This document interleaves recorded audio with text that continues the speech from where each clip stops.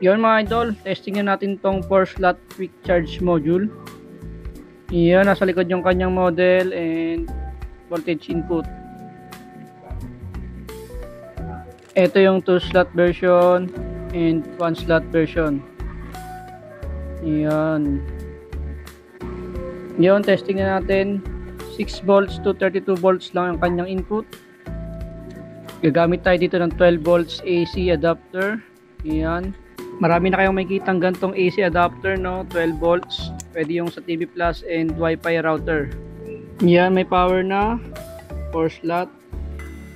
Testing natin ngayon sa aking isang phone. Yan. Siyempre, salpak lang natin tong USB.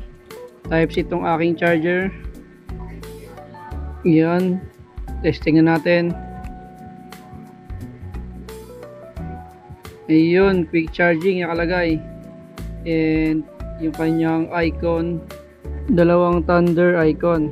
Yun, kita naman natin na legit na quick charging module siya, no?